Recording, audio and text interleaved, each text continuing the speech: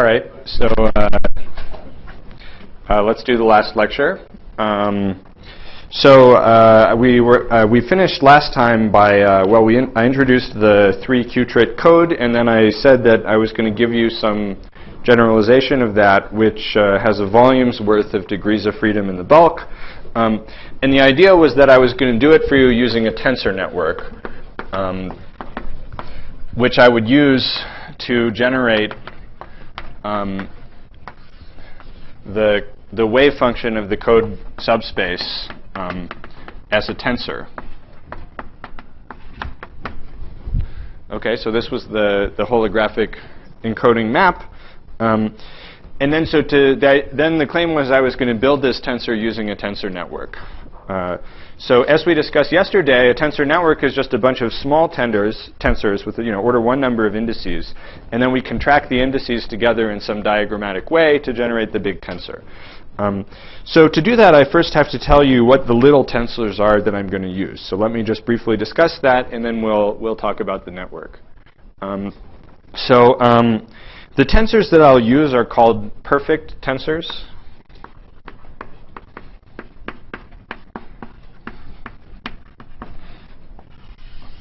Okay, so a perfect tensor is a tensor so it has 2n indices, each equal size. So in the example that I'm interested in, each index will be 0 or 1. And then it has the property that any balanced bipartition is unitary. So that's a rather surprising property for a tensor to have. So for example, say here I have a perfect tensor U, and it's a unitary, say, going from these 3 to those 3. Well, because it's a perfect tensor, then it's also unitary if, say, I take this one and I view it as output, and I take this one and I view it as input, and then I view it as a tensor this way. Then this is also a unitary transformation. And similarly, for any other split of the indices into 3 and 3, or more generally n and n. Now, it's not obvious that perfect tensors exist, right? I mean, it might be that this is just too constraining for this condition to have any solutions. But indeed, perfect tensors do exist.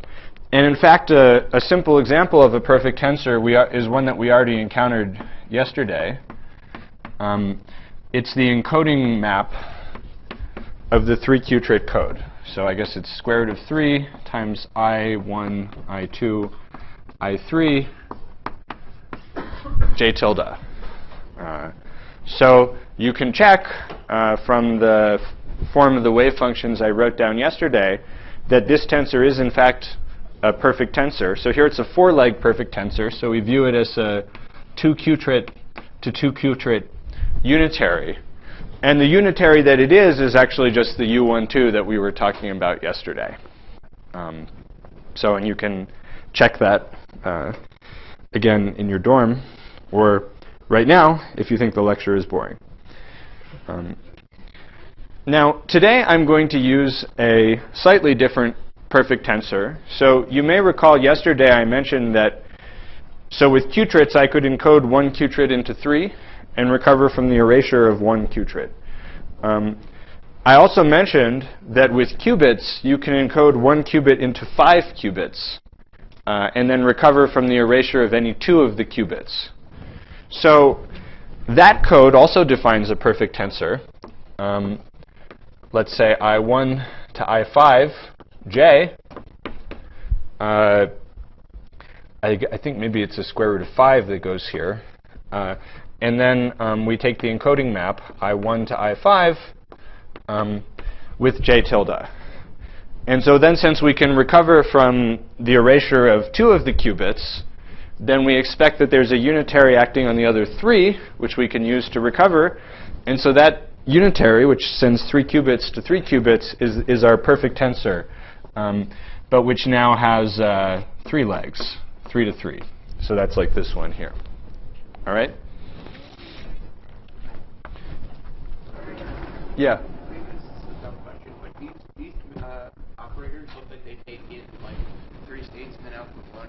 So are you like taking some analytes and then like? Yeah, that's right. So in this business, you always have to be a little bit careful about when you're taking the complex conjugate of things.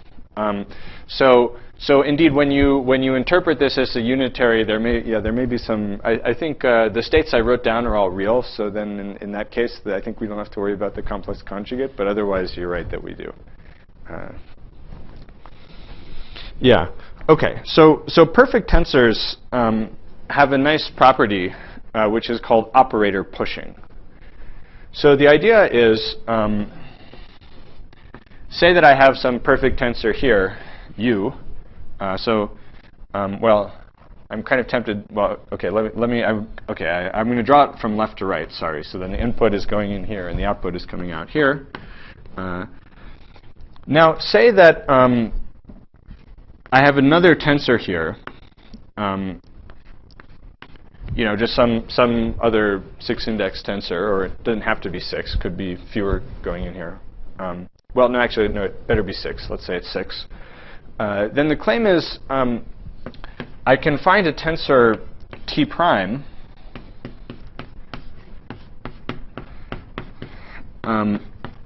such that that is true. And this is really not rocket science. So T prime is just U dagger T U. And you see it has the property that I said.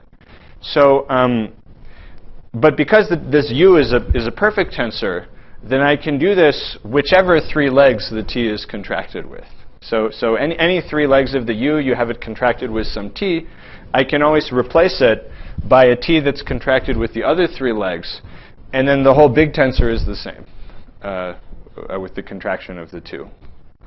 So if you like, I can take this operator and I can push it through the U. So this is operator pushing.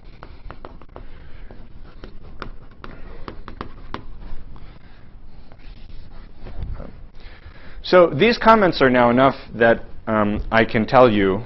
Now I want to turn on the projector. I think it should. Well, let's see if it's on. And this is enough to now tell you how to make the holographic code.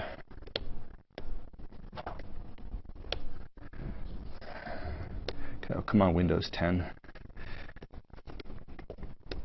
All right.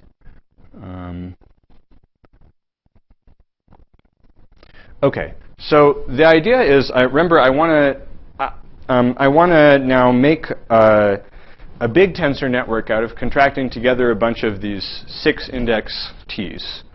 So here's what I'm going to do. So I'm going to take a pentagon tiling of the hyperbolic plane, which you see here.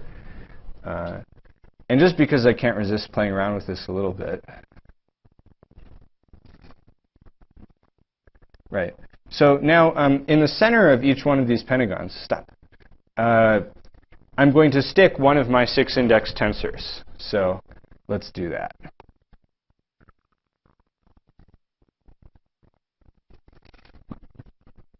All right.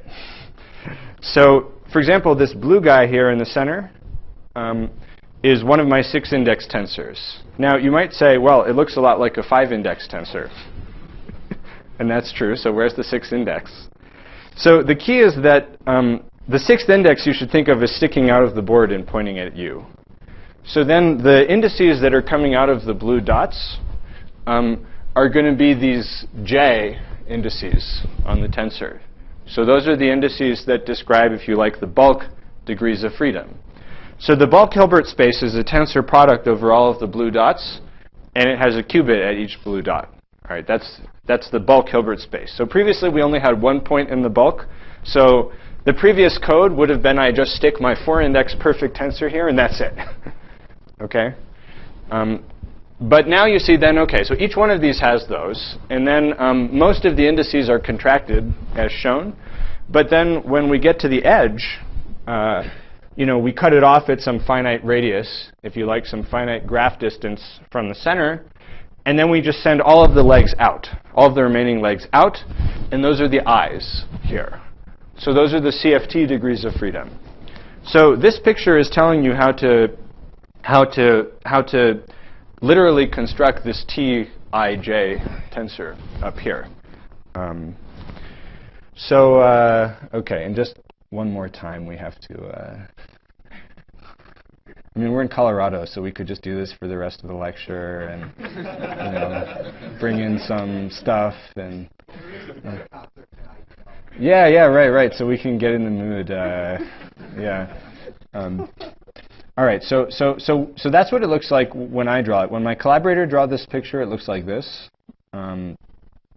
But this is good too. So the reason why I like this version is because now it makes it a little more clear. So here the red dots now are the j indices, and then now here you can see the cutoff. So then the white dots are the I indices. Now something which is not obvious from the picture, but what is in fact true, is that this map defines an isometric embedding of the J Hilbert space into the I Hilbert space. So what that means is that the states, the J tilde states I define this way, are all mutually orthonormal, right? That if we just pick some random tensors, well, random is a bad word. We just pick some tensors. Then it won't be. So we can still. I mean, we could do this construction for any choice of the tensors here. But the states we get at the boundary, depending, like if I put a 0 or a 1 here, they might not be orthogonal quantum states. So, but it's this unitarity property of the tensors which ensures that they are in fact orthogonal quantum states. And so you can prove that, roughly speaking, by just going iteratively out from the center and showing that you always get a complete orthonormal basis. Sorry, not a complete. You get an orthonormal basis of the code subspace. Okay, so why do we like that? Well, okay, I guess because it looks cool. That's one reason why we like it. But an additional reason why we like it is because now we can actually use operator pushing to do bulk reconstruction. So say we have a bulk operator which acts here on the dangling leg. So say let's call this J1. This is the first logical qubit. So from the point of view of this network, that's an operator that acts on one of the legs of the tensor. But I can choose to say, well, actually, it's an operator that acts on 3 of the legs of the tensor. It acts also as the identity on these 2 legs here. Okay? But then that means I can replace it by an operator that acts on these 3 legs using this pushing operation. But OK, that was so much fun. Let's do it again. So now up here, the action here, I can again say, OK, well, now this acts as the identity on this leg and also on the dangling leg here. So then I can push it to these 3 legs. And similarly, here I can push to 3, and here I can push to 3. And then by the time I'm done, I've replaced it by an operator that acts just on this subregion of the boundary. Okay? And that looks a lot like the Rindler wedge. And in fact, it's redundant. So, I picked these 3. But for example, I could have this guy I instead could have sent it here, and gone out this way. And then I would have gotten a representation, more along the, more over here, right? Which is kind of like my different Rindler wedges representing the same operator. Moreover, you see if I take an operator over here, it's closer to the boundary, and you see indeed I can represent it on a smaller region of the boundary. So you see in this way we can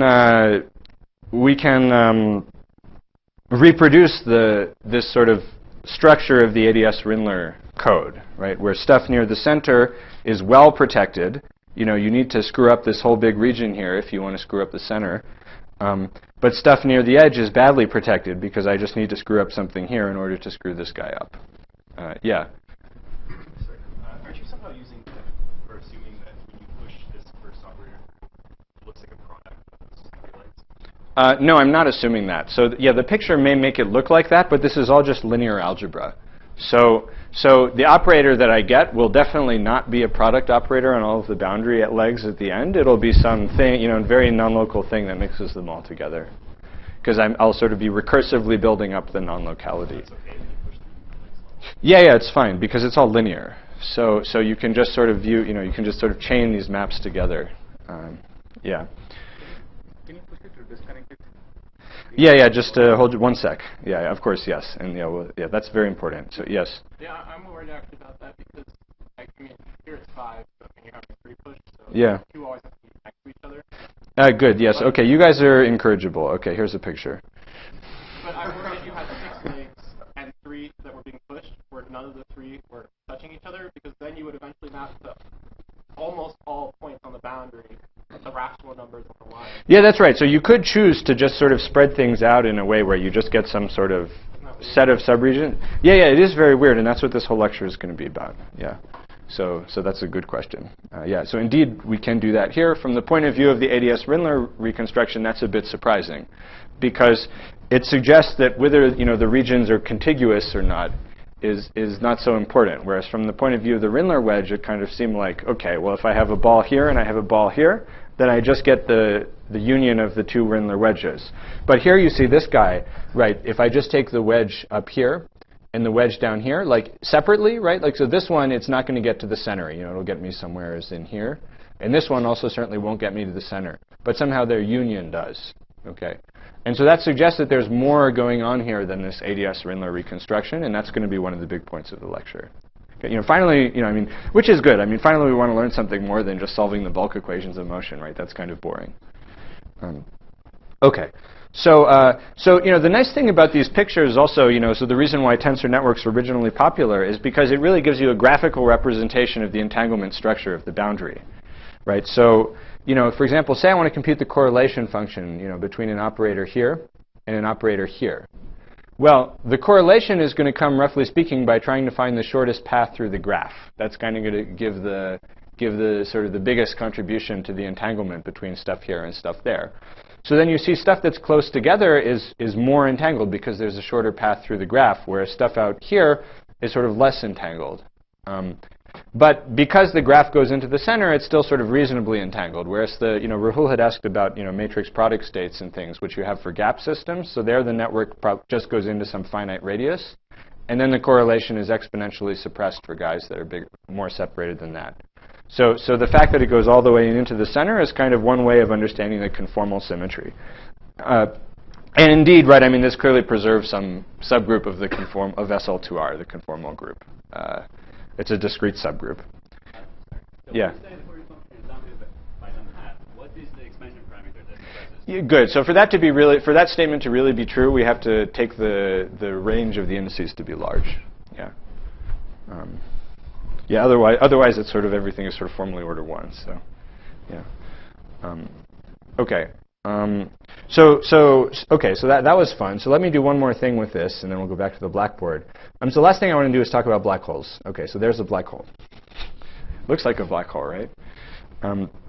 So again, this gets back to this question of, okay, so if I just do that picture, right? It's all nice, but we're only getting this tiny subspace of the Hilbert space, right? So in particular, like in this, well, I might not get it quite right, but I think you can show, roughly speaking, that as you go to the UV, that K is something like n divided by square root of 5. Okay, so the code subspace is still a vanishingly small fraction of the Hilbert space, right? Because this means that 2 to the k compared to 2 to the n is a very small number, even though they're both large. So what about the rest of the Hilbert space, right? So as I said yesterday, the rest of the Hilbert space is black holes. So here's a sense of how to get to the rest of the Hilbert space. So you do it by removing tensors. So previously, before I removed this tensor, there was 1 qubit input here, right? But once I remove the tensor, now there are 5 qubit inputs. So there's 2 to the 5 states now, where before there were 2. So 2 of those states, of course, are the ones you get by just putting the tensor back. And those are the ones where the black hole isn't there. And then the orthogonal complement of those is the microstates of this black hole. Those are described by the other inputs I can feed in here. And now I can make the black hole bigger by removing more of the tensors. And it's fairly clear that the dimensionality of the black hole is going to grow like the area, because that's what controls the number of inputs. And if eventually I remove all the tensors, now we've got the whole Hilbert space back. And indeed, you see that most of the states sort of come from bigger and bigger black holes. Moreover, you see that if we restrict the size of the black hole, say, so this is sort of a black hole of 1 AdS radius, then you see out here all the reconstruction works fine. So I have an operator here. I can maybe push it over here. I can maybe push it over here. So we still do get the bulk outside of the black holes. But then eventually the black holes get bigger and bigger, and they eat everything. All right. So indeed, there is a picture of the entire Hilbert space here. Yes? Can I have a network of black holes? I don't know. Can you? I don't know. I mean, yeah, you could have more than one. I mean, I could remove a tensor over here and also a tensor over there. Yeah, I guess, I don't know. Yeah, I'm not sure what else to say, though. Yeah. Yeah. Unfortunately, nothing, yeah.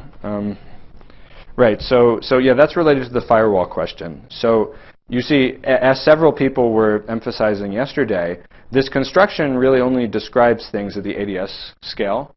And inside of an AdS black hole, if you can only resolve things at the AdS scale, you can't distinguish the horizon from the singularity.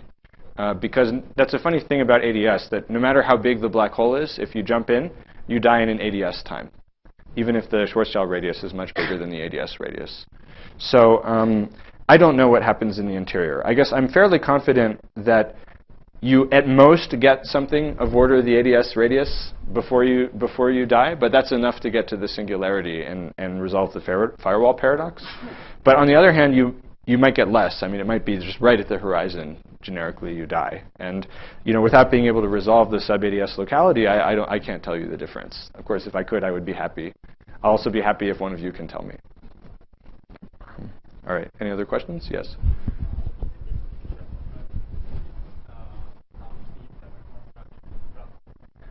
Oh, are you asking, is it consistent with that? Yes, because, good. So to do the thermal field double, then I have two of these networks because we now have two AdS boundaries, and then I just sew together these green legs between the two sides. Yeah. Yeah. So these green dots, I think about them as the actual microstates of black holes. That's right, yeah. So if I add something on one of them, then you can just construct it by part of the microstate. Well. No, so I mean, so the black hole, so the black hole has entropy, right? So say this black hole, its size is the AdS radius, so it has entropy order n squared. Here, n is something like the range of the indices on the links, right? So clearly, right, if these indices carry more degrees of freedom, then the entropy of the black hole gets bigger, and so roughly speaking, that's where the n squared comes from. And then, because of the isometric embedding I said before, so say this is 0, 0, 0, 0, 0. Then this defines a state in the CFT. And then now if I change this to 1, now I get an orthogonal state in the CFT, and those are orthogonal microstates of the black hole. I was wondering what will happen if you repeat the previous argument about reconstructing some degrees of freedom in the ball from the point of view of CFT. Yeah. So good. So the stuff here can indeed be pushed to the boundary, and that's good because the CFT should know about the microstates, right? Well, it's just part of it. Well, it's the yeah, I know, but that's because here I've fixed the energy of the black hole, right? So that's talking about a subspace of the Hilbert space where I have a black hole of such and such energy. I mean, if you don't fix anything, then generically the black hole just fills everything, and the green dots are just sitting right at the boundary. Yeah. Okay. Yeah. Maybe one more. That situation that means the CFT is like a huge black hole that swallows everything. Yeah, that's right. So remember the whole thing about the code subspace is like, if I tell you that you're within this subspace, then you can talk about the bulk. But if I don't, then just generically you think there's just a huge black hole seed in everything.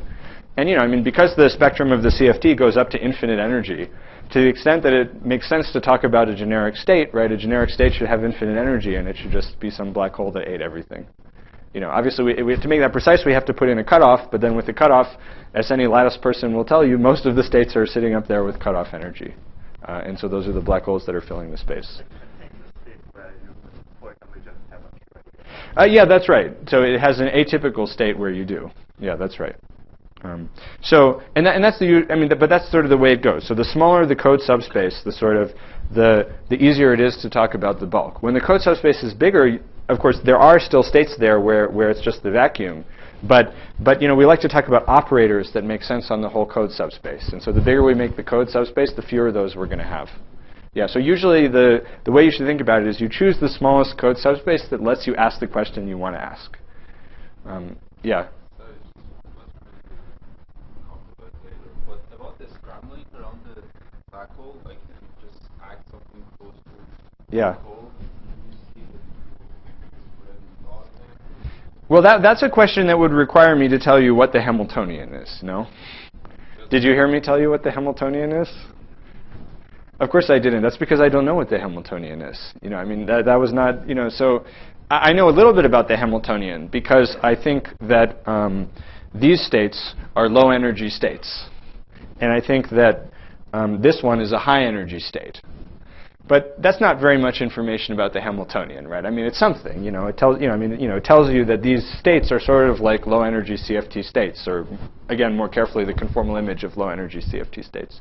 But to answer a question like what's the scrambling time, I mean, again, that's a sort of a sub-AdS kind of question, and I'm, currently it's above my pay grade. All right. So I guess that's all I really wanted to say about the model. So now I'll switch to Rutakeonagi, which and that'll be what we'll talk about for the rest of the lecture. All right. I have a stupid question. Oh yeah. So it seems that you have a way to compute certain functions of local operators on the boundary, at least on the spatial slice, without talking about.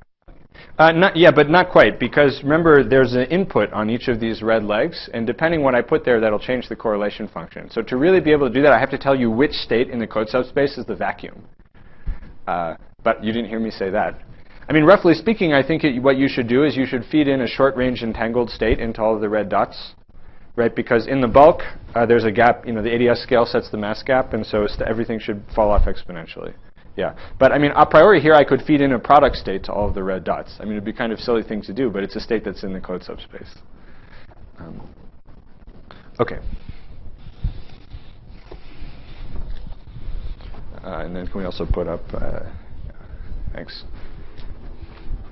I'm supposed to, oh, I have to do something else first, right?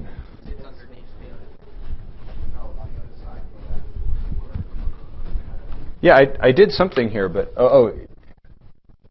yeah, I did, and nothing happened. I think you probably just can't see it. Oh, I see. Ah, okay. All right, great. All right, well, I'll use this one first. But can we get more lights on the board? Is it always this dark? No, these guys somehow, right? Yeah. Oh, okay, great.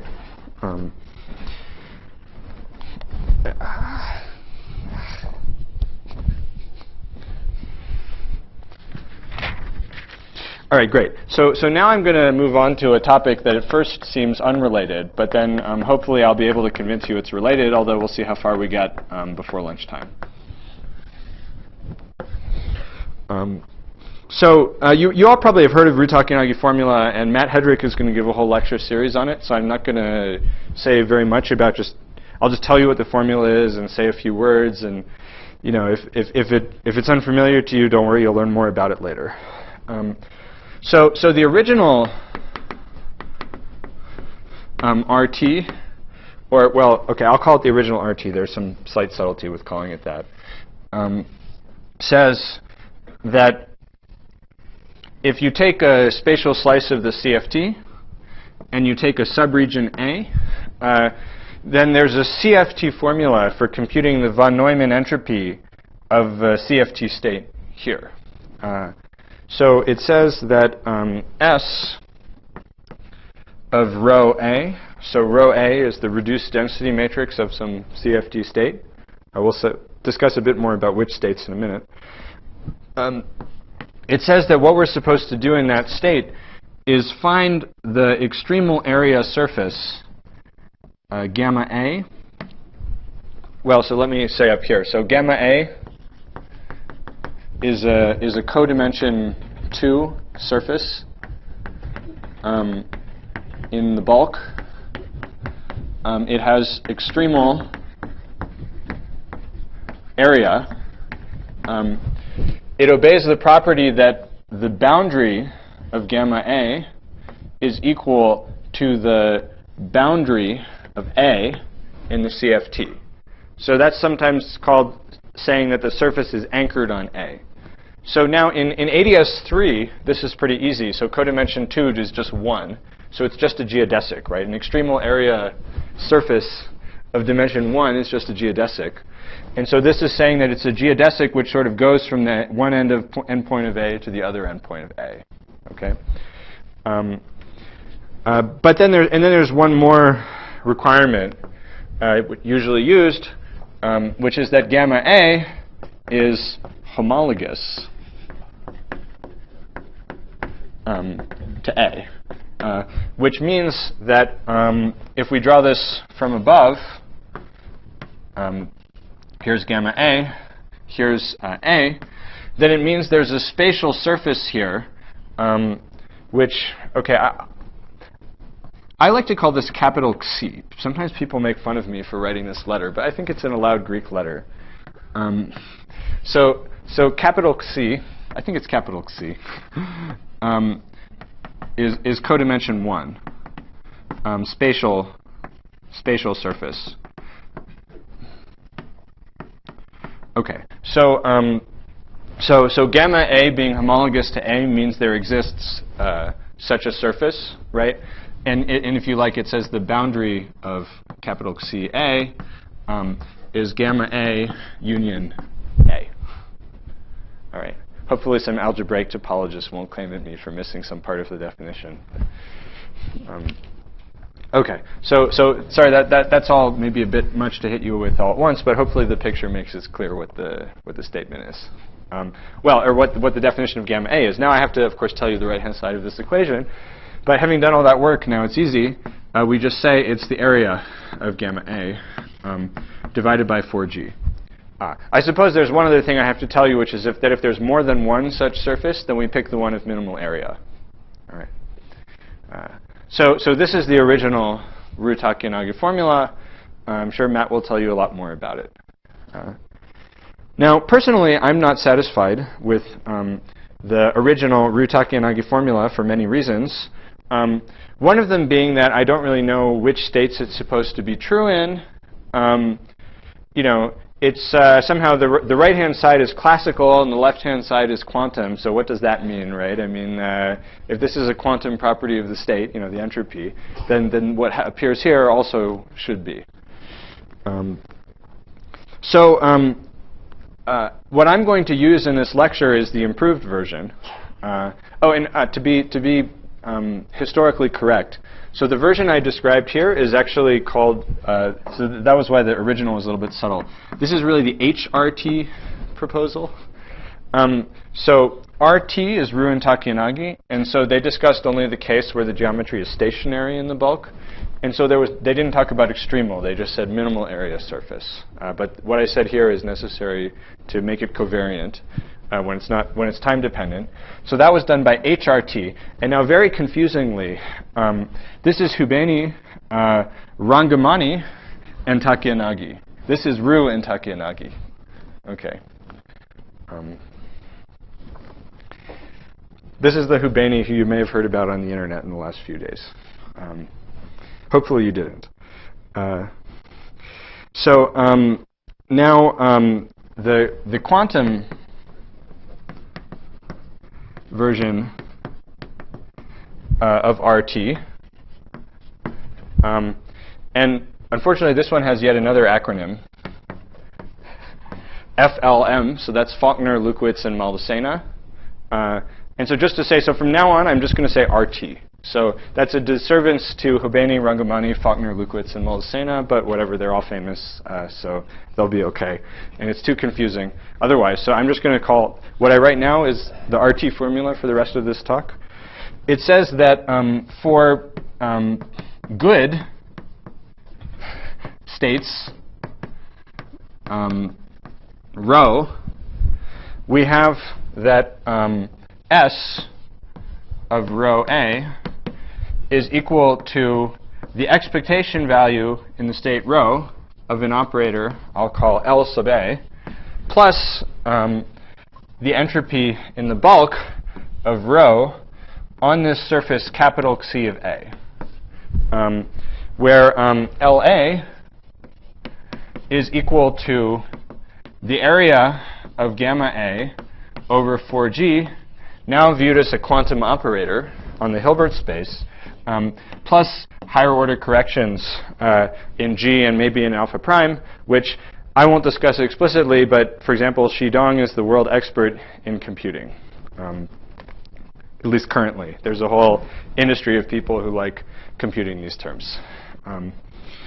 Going back a long time to Wald, Jacobson, Myers, I don't know. There's a long list of people who, Solodukin is another one. I don't know. Okay, so this is for our purposes the Rutakeonagi formula. Yes. I'm a bit confused about the complaint of quantum versus particle. It's always no. Something quantum field theory related. Yeah, but I want to write an equation. So this equation, if you like, there's a leading order piece that's order n squared, and then there's a part that's order n to the 0. Moreover, even at the order n squared piece, we could have superpositions of different geometries. Well, at least in principle, if we could, it would be nice to have a version of the formula that's true also in those. Yeah, that's right. So if you like, the original version should be understood only in states where, from the bulk point of view, you're in a coherent state of the metric, so that both the metric and the extrinsic curvature have small fluctuations. But that's, to me, that's too boring to be interesting. I don't know. Well, it's interesting for some things, but I'm trying to do quantum gravity, so I want the metric to be quantum. All right. So this is the modern Rutakanagi formula.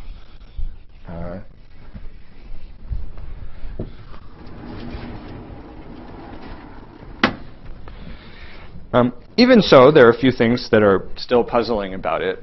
One, is this good? Come on, right? we should be able to say a little bit better, what are the states where this should be actually true? By now, it probably shouldn't surprise you that I'm going to want to replace the word good by the word code subspace. But there's also something else which I think is even more puzzling, and it's related to the question that people were asking before. Yeah, sorry. Yeah. Well, good. So like most AdS CFT equations, this side is a CFT thing, and this side is a bulk thing. So in the semi-classical gravity theory in the bulk, this is a linear operator on Hilbert space because it's a functional on phase space. Sometimes people get confused and think it's nonlinear because it's a complicated function on phase space. But complicated functions on phase space are still linear operators. For example, the Hamiltonian of the simple harmonic oscillator is p squared plus x squared, but it's still a linear operator. Okay, and this is the same kind of thing, except of course it's even more complicated than that. Okay, but there's an even more puzzling feature of this. Puzzle, which is that in general, gamma A is not contained in the causal wedge of A that we defined, I guess, the day before yesterday. So remember, before we were saying, we have this subregion duality, and we say if you have the stuff that's in A, you have access to the CFT operators in A, then you can figure out what's going on in this causal wedge. Which in the special case of this ball-shaped regions near the vacuum was just the AdS-Rindler reconstruction. But here, this gamma A, it's very easy to come up with examples where gamma A is not inside of the causal wedge of A. So this seems to suggest that the causal wedge is too small.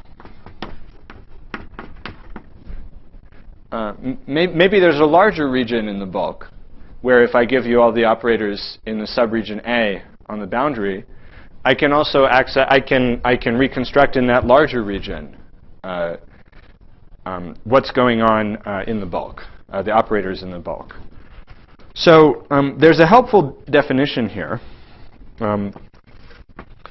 So you could ask, what is the biggest thing that it would be reasonable to ask for? And sorry, to be clear, so apparently the entropy in the region A does know about the area of gamma A, so it knows something about it, right? So that's the puzzle. right? Somehow, this is a thing that just is in region A, but somehow it knows something that's outside of the causal wedge. So that suggests that we were being too conservative before when we conjectured that the causal wedge was the thing that was dual to the region A in the boundary.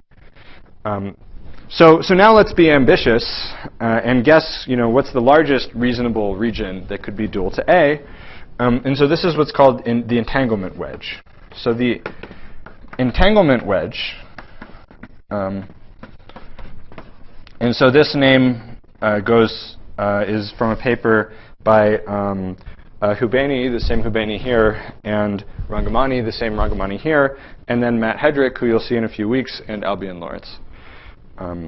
So okay, I could try to put that algorithm. Oh God, alphabetical order. H, L, R. Okay. So the entanglement wedge of A,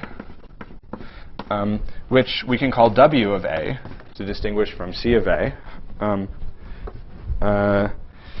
is defined as, well,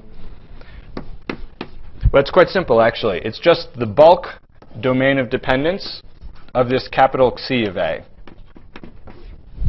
Okay? So it says we find this HRT surface, or RT surface. I guess people usually call it HRT surface, but call this RT formula. I don't know. So we find this HRT surface.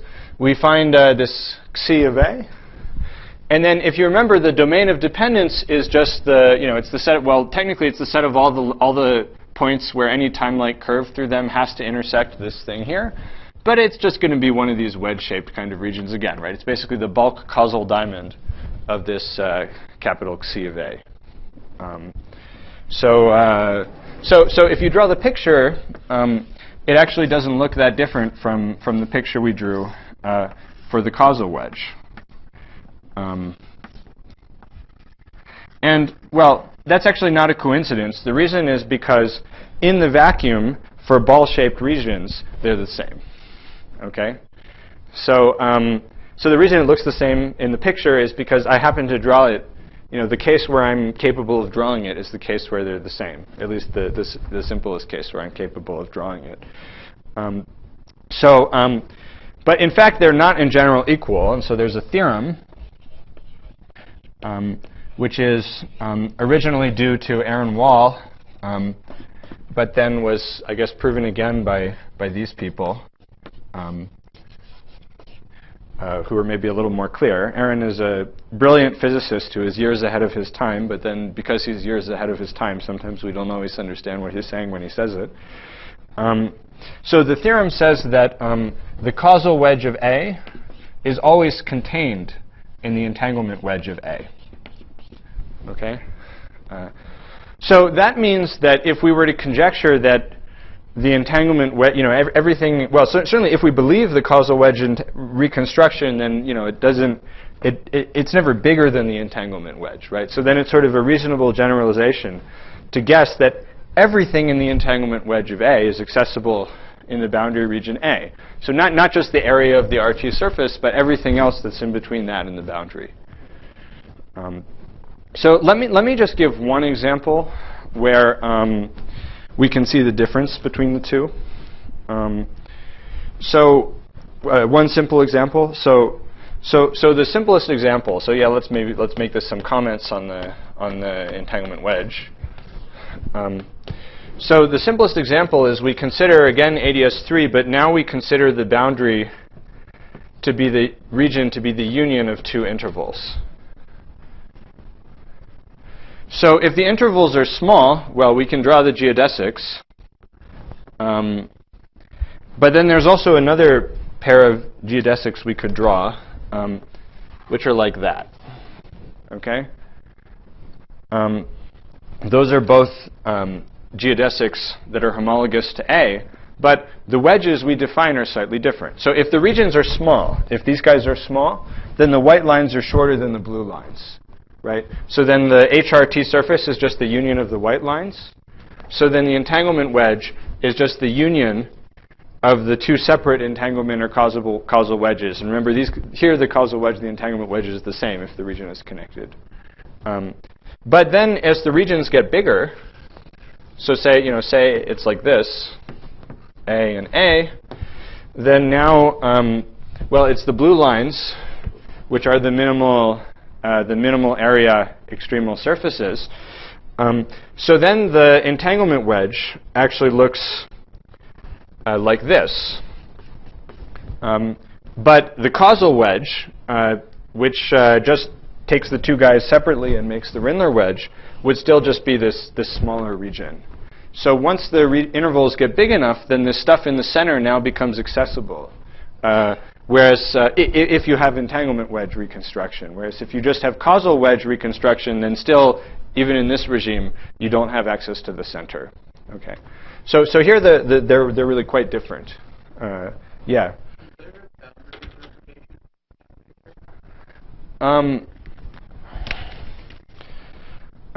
Which particular thing? You mean the jump here? Yeah. Yeah, in some sense there is. I mean, it makes some. So it means that there are some funny phase transitions in some of the entropic quantities you can compute. For example, I mean, one thing you could study, for example, is you could study the mutual information of these two regions. And so, well, mutual information is defined in general as SAB minus SAB plus SA plus SB. So if the extremal surface for AB, which is here just these two taken together, is just these guys, then it just cancels these two and the mutual information is 0. But then once you cross, then it switches. So now SAB is coming from this, but SA and SB are still coming from that. So then this mutual information jumps discontinuously from being order 1 to being order n squared. And so that's, if you like, a large n phase transition in the CFT. Okay. So that's one fun comment about the entanglement wedge. Another comment, which I think is even more important, is that W of A can see beyond horizons. So let me draw an example of that. So let's consider one of these wormholes where I won't draw the thermal field double. It'll be one of these longer wormholes where there's some matter in the center, which is supporting the geometry. So I guess the most famous construction of these kinds of things is by Schenker and Stanford. So then, well, if we think about what's the causal wedge in the boundary, remember, good. So now we'll just take A to be the entire right boundary. So the whole boundary is a union of two spheres. We just take our region A to be one boundary. So by definition, the causal wedge has to be outside of the horizon, because if you remember, the causal wedge was defined as the set of points in the bulk which can both send and receive signals from the boundary. But anything back behind the horizon clearly can't send signals to the boundary, and so it's not in the causal wedge. Okay? So C of A is in here. It's the black hole exterior. If we ask where is the entanglement wedge, well, okay, so to do that you have to find this minimal area or extremal area surface homologous to A. It turns out that's just the sphere sitting right here in the center of the diagram. So then arc CA can be taken to be something like that. And then the entanglement wedge is actually this larger region here. So for entanglement wedges, horizons are no obstruction. So I think that's really probably the thing that makes this question so interesting, is it says that if it's possible to reconstruct in the entire entanglement wedge, as suggested by the Rutakeonagi formula, then perhaps this is a way of thinking about how to understand the interiors of black holes in AdS CFT. And in particular, somehow, the defining property of the horizon, which is that by solving bulk equations, we can't get out if we're behind it, isn't an issue if our reconstruction method is not solving bulk equations, right? Which is what we were doing in the causal wedge. Okay, so now, so that's the entanglement wedge. So now I'm going to make a claim. And then we're just going to spend the rest of the lecture saying a few things about the claim. So the claim is that which is that the RT formula, which by that I mean the quantum RT formula, is actually, not only does it suggest entanglement wedge reconstruction, it's equivalent to it.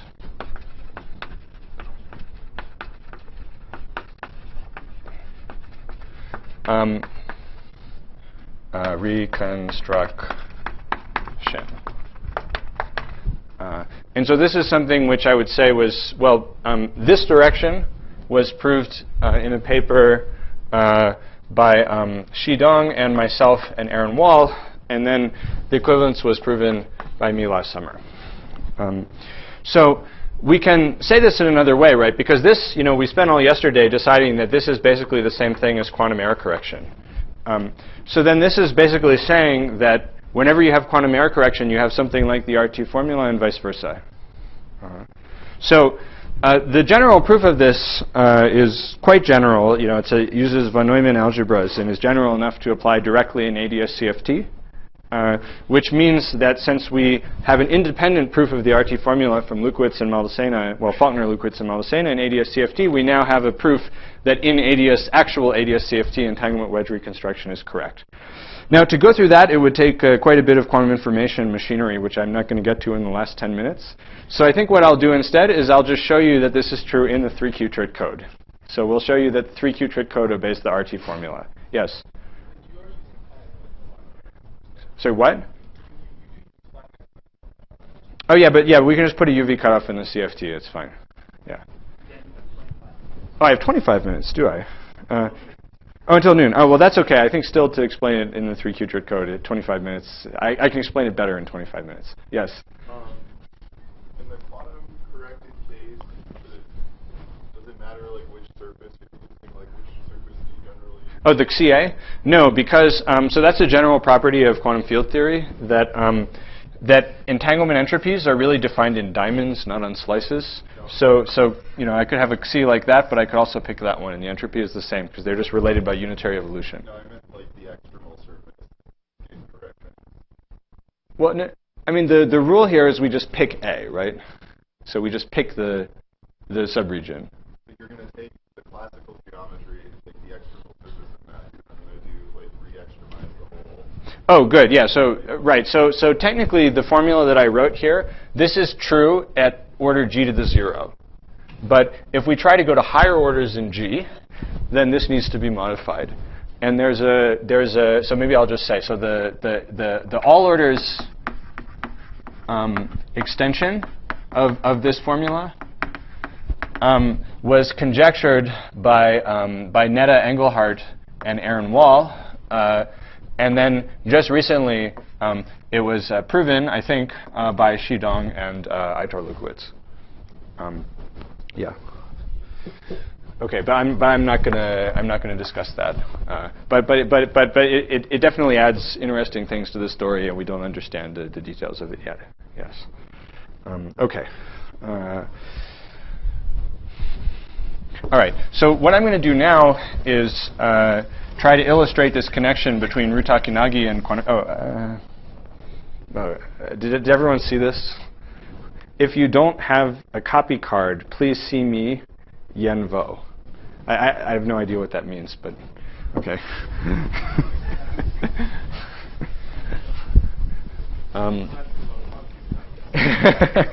Classical cloning, yeah, good. Yeah, it's true. Classical cloning is a very practical thing, It makes the archive much easier.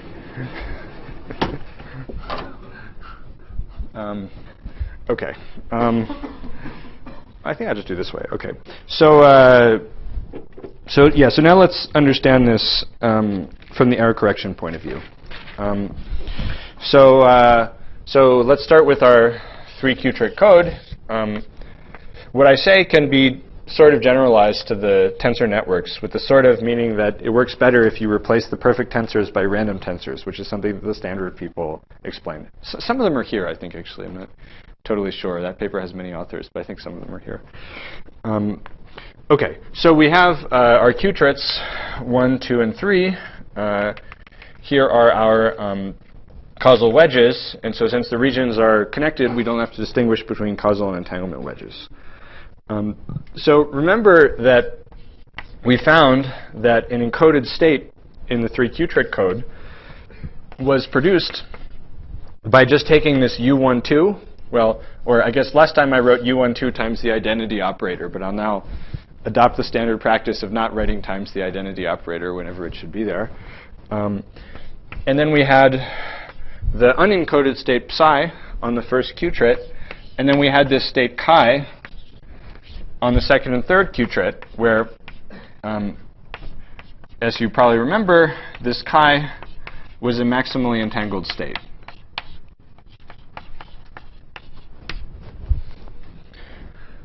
Hopefully that's not such ancient history. So now what I'm going to observe, though, is that there's also a mixed state version of this formula. It's not too fancy. You just say that a mixed state, rho tilde, so that's a mixed state on the 3Q-trit Hilbert space, but which has support only in the code subspace, has the form U12, rho 1, tensor, chi chi, 2, 3, U12 dagger. Okay, I'll put a box around this. Okay, so hopefully it's plausible that if this is true, that's true. If you write it out, make a mixed state, you'll convince yourself that indeed it's true. So what I put here, remember now, is a 3x3 matrix. It's the sort of the logical mixed state that I'm trying to describe in the bulk. So if you like, that's the state of what's going on here in the center. And then I've encoded it into the CFT by taking the tensor product with chi and then sticking in these U12s.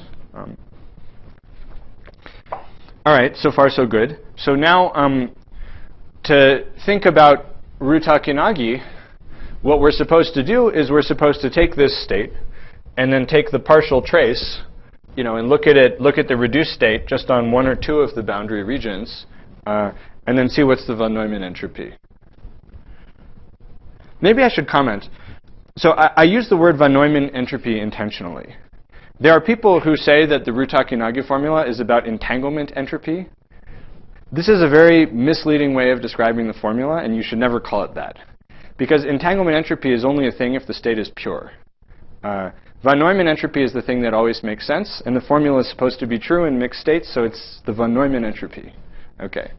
So now when your future lecturers use the term entanglement entropy, you can heckle them. All right.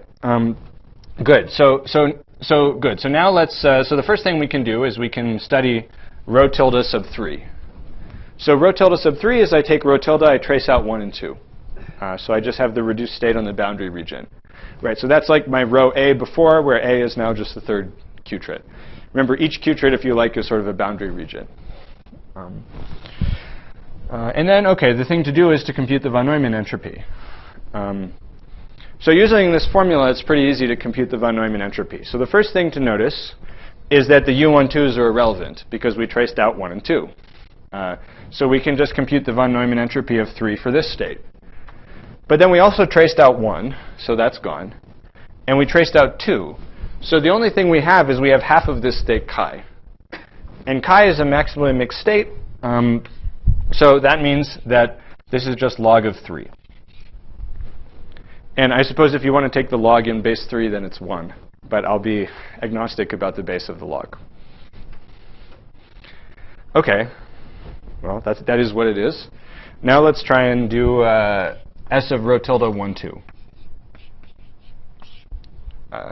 And then maybe I should comment that by the symmetry of the code, it's clear that this will also tell you the answers for any 1 or any 2 of the boundary Q-trits. Well, OK. So now we trace out 3. Well, so first of all, we can again acknowledge that we don't need to care about the U12s, because the von Neumann entropy is invariant under unitary conjugation. It's just a function of the eigenvalues of the density matrix. So we can again forget about the U12s. So we just need to compute it for this state. So now the only thing we've done is we've thrown out 3. So we've thrown out half of chi. And then this is a product state, so the entropies are additive. So there's 2 terms. So again, we get a log of 3 from half of chi. But now we also get the entropy of this row 1. But remember that as a matrix, this row 1 is the same matrix as this row tilde was on the code subspace. That was the definition of this, because this is just the encoding map of some mixed state on that central qubit. So this is really just S of row tilde. I claim this is the Rutakeonagi formula. See if I can convince you. So the proposal is I define LA, the area operator, to be log of 3 times the identity, acting on the code subspace. So now let's look at the bulk and compare to the formula. So let's first consider this one. So here, what we're instructed to do is we take the expectation value of the area operator, that looks good, and then we take the entropy of the stuff that's in the entanglement wedge. Right? That's basically what this says. So the entanglement wedge is just the causal development of this. So this is just the entropy of the stuff in the entanglement wedge. But here there isn't any stuff in the entanglement wedge, because there was only one point in the bulk, and it's over there. So good. But now if we do 1 and 2, well, similar story. So the RT surface is the same. Its area is the same. So that looks good. But now there is something in the bulk sitting there. And hey, look, there's its entropy. So apparently the 3-qubit code knows about the Rutakeonagi formula. So I want to emphasize, I mean, this 3-qubit code, it's really remarkable, right? I mean, it's a 27-dimensional Hilbert space. But it has radial locality. It has bulk effective field theory, right? It has subregion duality, has black holes, has the Rutakeonagi formula. So it's pretty good for 27-dimensional Hilbert space. Yeah. Yeah. So that I'm not going to try and reproduce that here. Yeah. So this connection that I'm describing here is proven through order G to the 0. The various mathematical statements have to be modified to take into account the higher order corrections. Yeah, it's something that various people are thinking about. I'm not sure what the final story is yet. Okay. So let me just make a few comments about this. First of all, we saw yesterday that the entanglement in chi was very important for subregion duality to work. For example, if chi had been a product state, then it would have been a bad code. Okay? Here we see that the entanglement in chi is responsible for the area operator, and in particular for the area not being 0. So if you want to have an area operator which is large, and remember that in AdS CFT we tend to think that this term is large compared to that term, then you need a lot of entanglement in chi. Or in other words, you need a lot of entanglement in the code subspace. So if you like, this is one way of thinking about how the fact that sort of you need a lot of entanglement if you want to have geometry, meaning non-zero area, coming out in the bulk. Now, another comment is that in this example, this example is a little bit degenerate because, depending on whether A has 1 qubit or 2 qubits, either everything in the bulk is in A, in its entanglement wedge, or nothing in the bulk is in its entanglement wedge. So that's a little bit bizarre.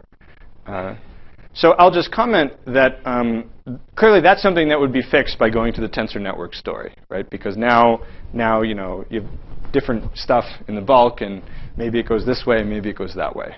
Okay. So, and indeed that's true. And in the tensor networks, you can show that the RT formula holds. There's some slight subtlety with that in general, but at least it holds certainly up to little discretization effects having to do with the tensor network, and then you can get rid of those by doing this business of making the tensors random and taking the range of the internal indices to be large. So maybe I'll just write a formula so to give you a sense of what things end up looking like in that case. So here we had a formula where we said that I tilde was U12 acting on I times chi, right, where this was 1 and this was 2, 3. So the statement that's true more generally is that, well, now in the bulk, if you like, we have an RT surface here, and then there are input legs which are in the entanglement wedge, and there are input legs which are in the complementary entanglement wedge. There are two kinds of input legs. I guess I use J for both, so maybe I can call this J A and this J A bar or something like that. So then a complete basis for the code subspace is labeled by what's going on here and what's going on there. And then the analog of this encoding map becomes, so here, let's call this the complement of A.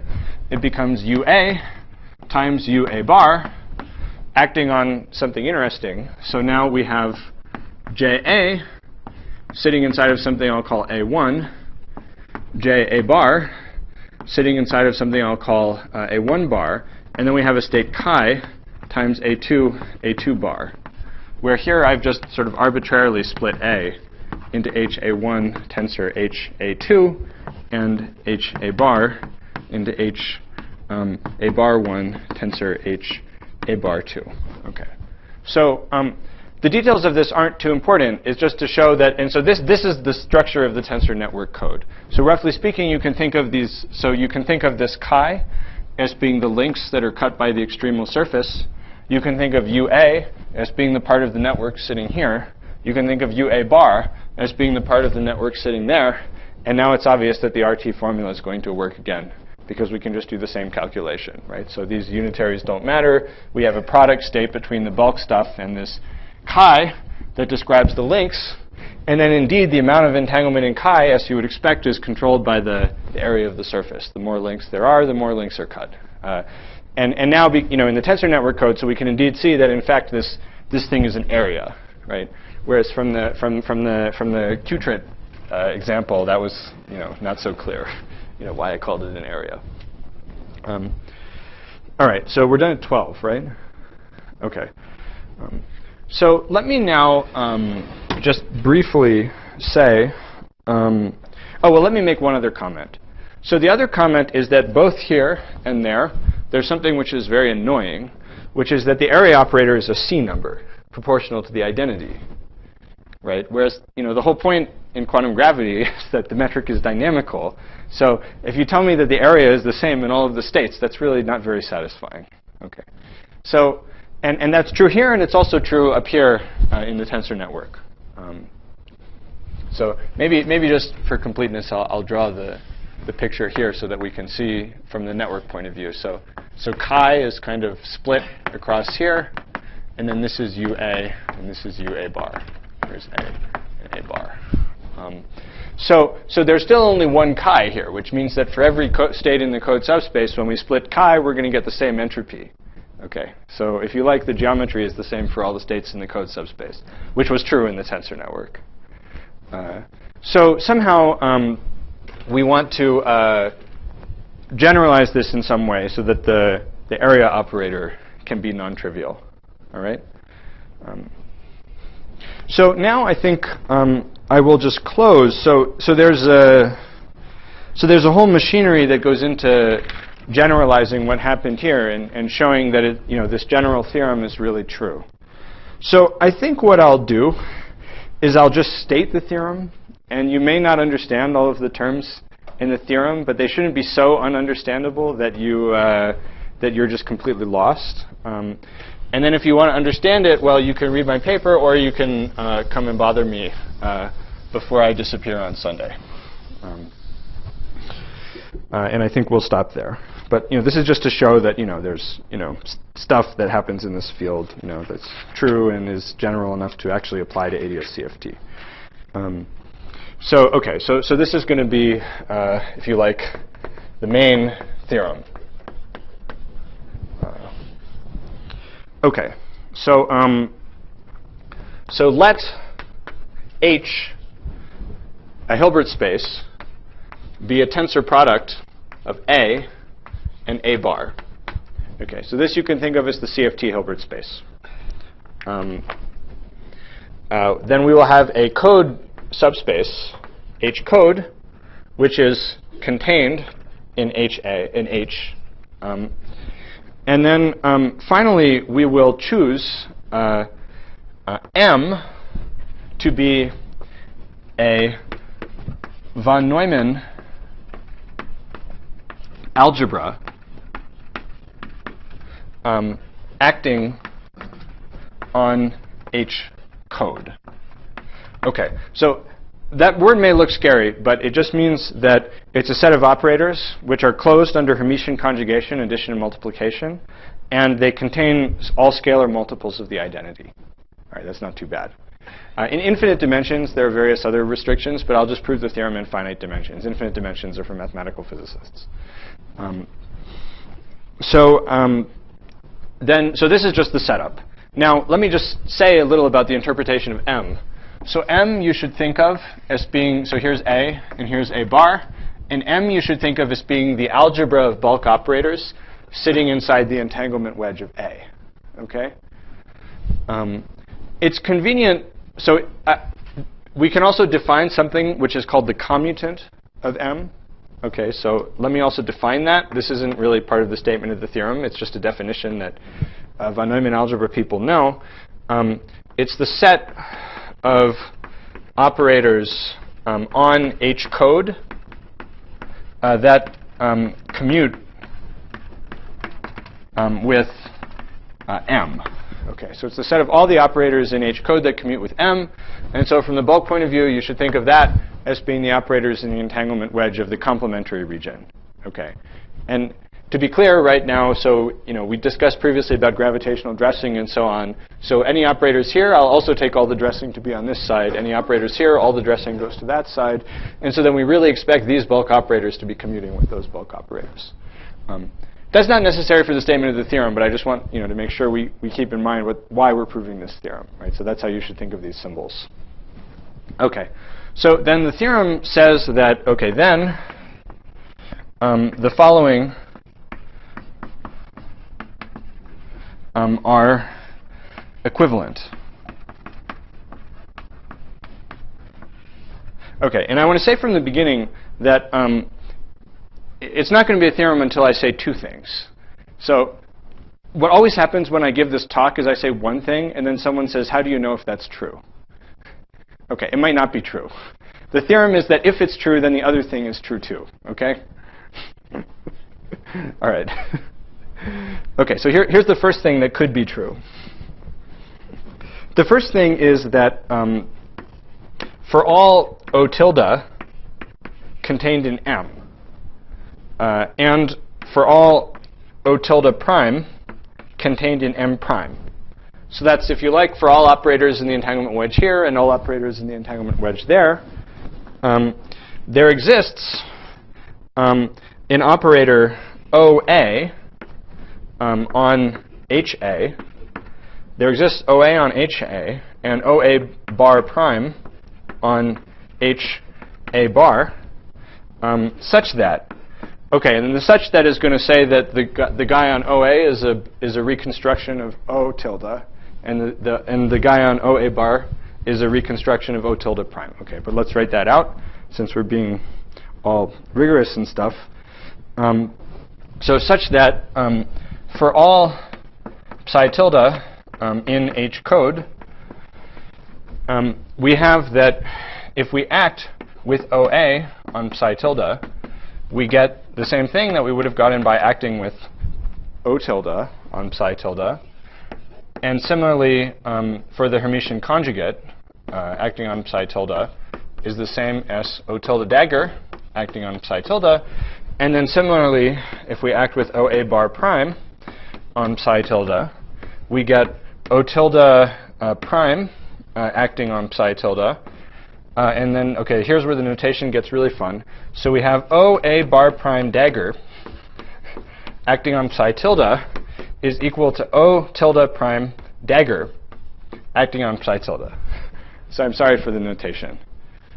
But hopefully it's not too bad, right? So So yeah, indeed, this is just saying that every operator here can be represented here, and every operator here can be represented here. So this is subregion duality, right? This is, if you like, entanglement wedge duality, although it's not yet totally clear that I'm talking about the entanglement wedge. So yeah, in case there are any mathematically minded people here, let me just make a formal comment, which maybe will help some people. So here we have a Hilbert space which we split into a tensor product, and here we have a subspace of the Hilbert space.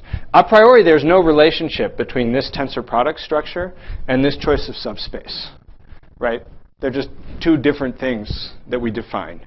This is expressing a relationship between this subspace, this factorization, and also this algebra, which also a priori. So this algebra acted here, but a priori had nothing to do with this tensor factorization.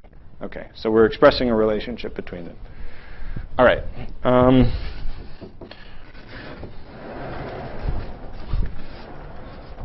Okay, so that's the first thing.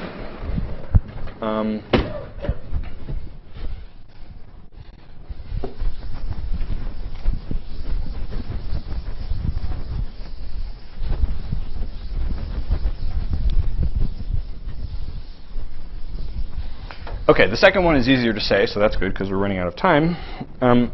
So the thing which this is equivalent to says for all rho tilde on H code, there exists an operator L sub A, which is an element of the center of M. So the center of M is the intersection of M and its commutant. So it's the set of everything in M which commutes with everything in M. Such that, oh, actually, no, sorry, it's important, actually, sorry. I have to say these in the other order. There exists LA in M intersect M prime such that for all rho tilde in H code, so it's important that it's the same operator for every rho tilde. That's why I have to say it in this order. What? Sorry, yes, absolutely. There exists such that for every rho tilde in H code, we have that S of rho tilde A is equal to the expectation value of rho tilde L sub A plus something which I'll call S of rho tilde M, and I'll tell you what that is in a minute. And similarly, S of rho tilde on A bar is trace of rho tilde LA plus S of rho tilde on M prime. Okay, and so that looks like a lot like Rutakeonagi formula. Let me just say, I'm not going to define these carefully, but this is the entropy of the state rho tilde on the von Neumann algebra M. Okay? This is an algebraic generalization of von Neumann entropy. So von Neumann entropy, as you've probably learned about it, has to do with the tensor product Hilbert space, where you say you take a state and then you compute its von Neumann entropy on one factor by doing the partial trace. That is a special case of this, where the algebra in consideration is just all the operators acting on that factor. Okay? But there are more general von Neumann algebras than just the set of all the operators acting on some tensor factor. Those are called factor algebras. The key thing is that this area operator has to be in the center of the algebra, and for a factor algebra, the center is always trivial, which is why we found that the area operator was a C number over there. It's because we took the bulk Hilbert space to factorize into the stuff in one wedge and the stuff in the other wedge. And then this theorem required that this LA was in the center and therefore was a C number. But you see that once we relax that structure in the Hilbert space and we allow it to not be a tensor product, which indeed is what you would expect, because in the bulk there is diffeomorphism invariance and there are constraints. Lattice people may be familiar with that, right? So the Hilbert space of lattice gauge theory does not factorize because when you cut the links, you have to do something that's not gauge invariant. So here it's the same story, but with diffeomorphism invariance. The things that are in the center are indeed things which are associated to what's going on in the place where you cut. For example, the area operator. Okay, but this is an algebraic expression of that. So indeed, this says that you have quantum error correction or subregion duality if and only if you have the Rutakeonagi formula. Okay. So the proof of this is fun, but I mean, it would be like another lecture to a lecture and a half to get all the technology working. So I think I'll just declare it. Hopefully it's plausible. We've seen that it's true in these examples. And in fact, this statement now is general enough that it just applies to AdS CFT. We don't have to talk about tensor networks or not having sub-AdS locality or so on. I mean, this applies even there. Okay. No, it doesn't. So yeah. In fact, this is more general than AdS CFT. So AdS CFT is a special case. Yeah. In some sense, it's too general. So you would like to sort of somehow restrict it to put in more properties of AdS CFT. For example, I didn't say anywhere that I got this by extremizing something, right? Whereas in RT, I said that. So somehow that must be some, restriction of what's going on here. Okay, so I think that's basically all I wanted to say. I mean, there are various other things you can enjoy about this formula. You can see how it works in superpositions of geometries, for example. Indeed, it does. You can think about how it works when there are black holes. Probably to me, the most interesting thing about this, indeed, is that this does tell you that the entanglement wedge reconstruction is correct. So there's more to life than solving bulk equations. And so maybe we will eventually be able to learn how to think about the interiors of black holes. So thanks for listening.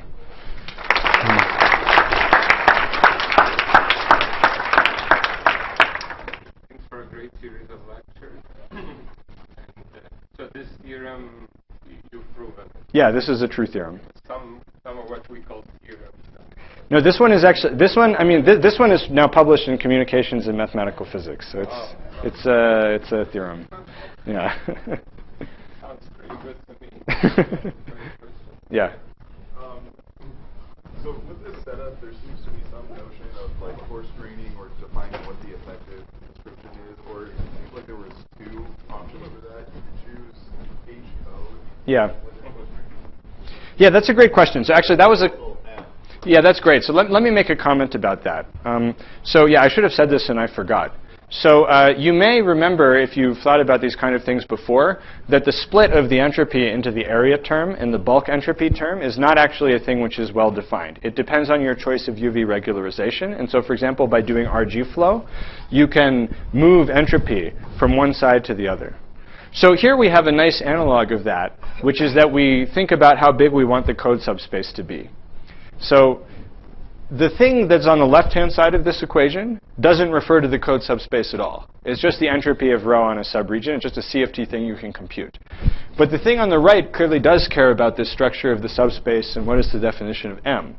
So the interpretation of that is by including more UV degrees of freedom, making the code subspace bigger, more stuff gets counted as entropy in the code subspace, and the area term gets smaller. You can roughly speaking see that here, because stuff that you were previously viewing as part of chi is now getting viewed as part of the bulk. And so the area goes down. And so that's the sort of quantum information and interpretation of the RG flow that lets you move stuff back and forth. Yeah. Yeah. I have a question about this. Yeah. So those modes in the bulk describe gravitational modes. Yes. So then, once the gravitas gets condensed, the space can be large, so that I have more Hilbert space and sample for the field area. But from the other point of view, from the potential fraction, it seems like the tensor nodes are fixed. You can describe Right, that's right. So right, and so that's why I wanted to prove the more general theorem. So in the tensor network thing, we saw the geometry was fixed, right, and then we ended up with this C number area operator.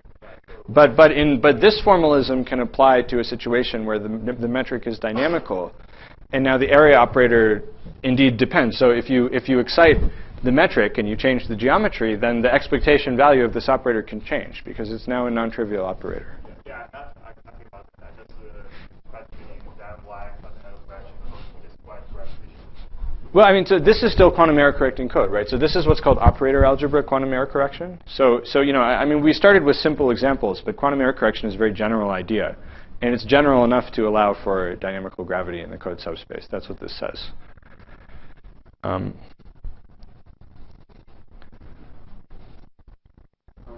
more.